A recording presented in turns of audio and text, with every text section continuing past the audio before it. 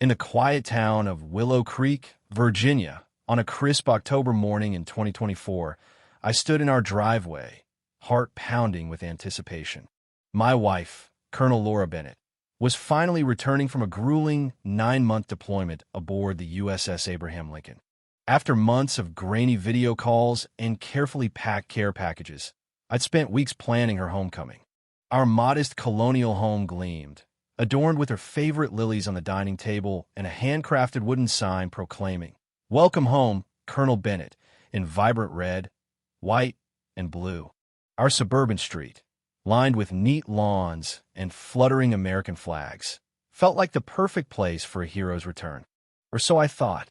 I checked my phone's battery and ensured our security cameras were rolling, a gut feeling whispering I might need proof of this day. Neighbors had been buzzing about Laura's return, Mr. Thompson, the retired teacher next door. Everything was set, the sign perfectly angled for Laura to see as she turned onto our street. At 10:45 a.m., a sleek navy sedan pulled up, and Laura stepped out in her pristine dress uniform, medals glinting under the autumn sun. Her colonel's insignia, earned through 16 years of service, radiated authority. She dropped her duffel and ran into my arms, tears mixing with laughter. "I missed this," she whispered, her voice thick with emotion. Neighbors waved from porches, their smiles warm except for one. Mrs. Elaine Harper, the Homeowners Association president, emerged from her house across the street, clutching a clipboard and measuring tape like weapons. Her steel-gray hair was pulled tight, her eyes cold and unyielding. Without a word of welcome, she zeroed in on our sign, measuring it with surgical precision. 4 inches over the height limit per section 9.2b of our bylaws, she declared, her voice dripping with smug satisfaction. She fixed Laura with a disdainful stare. "This isn't a naval base, Colonel. Your rank means nothing here." The insult landed like a slap, but Laura, ever composed, responded with icy professionalism. "We'll adjust the sign, Mrs. Harper." Elaine, almost disappointed by the lack of a fight, handed me a $50 violation notice and strutted away. I started recording on my phone, sensing this was only the beginning. That night, as we sat surrounded by Laura's service medals, she stared at them, her confidence shaken. "What if I don't fit here anymore?" she murmured, her voice fragile.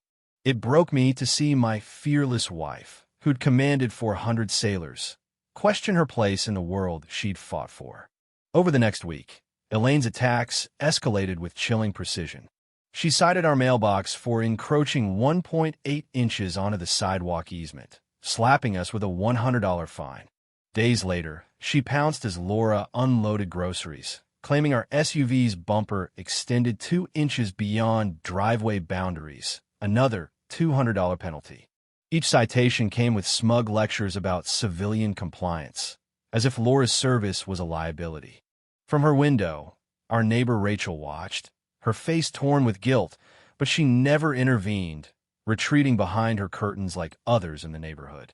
Elaine had woven a web of fear, silencing anyone who might challenge her reign. By day 10, Laura was treating Elaine's campaign like a military operation, documenting every interaction with tactical precision.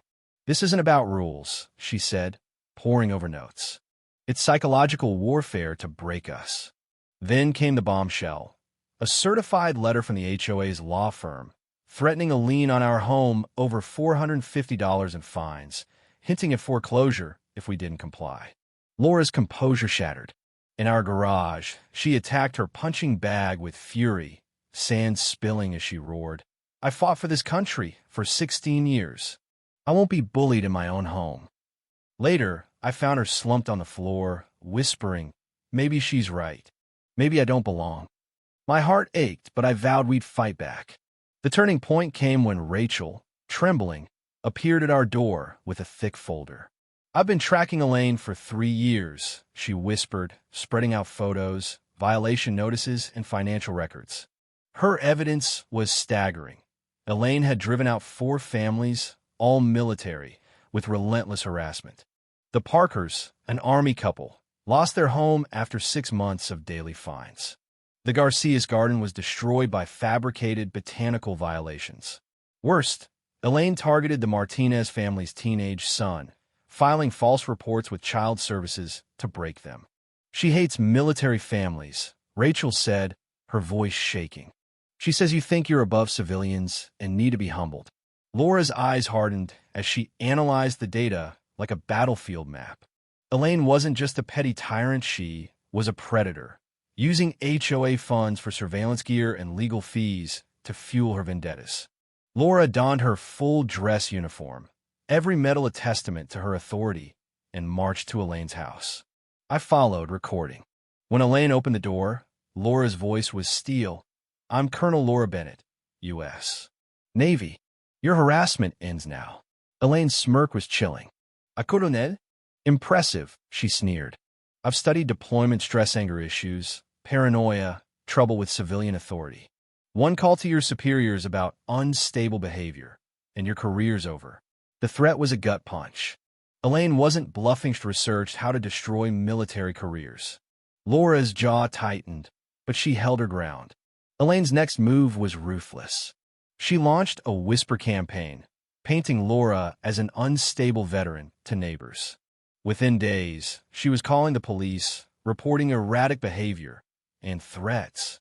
She timed confrontations to catch Laura jogging, taunting her with "still running from reality, Colonel." Hidden cameras captured Laura's frustrated responses, edited to make her look aggressive.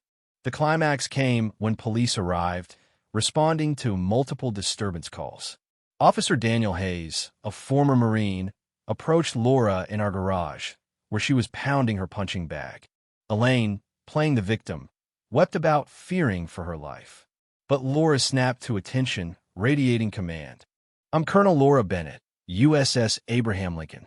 Verify my credentials before proceeding." Hayes, recognizing her authority, softened.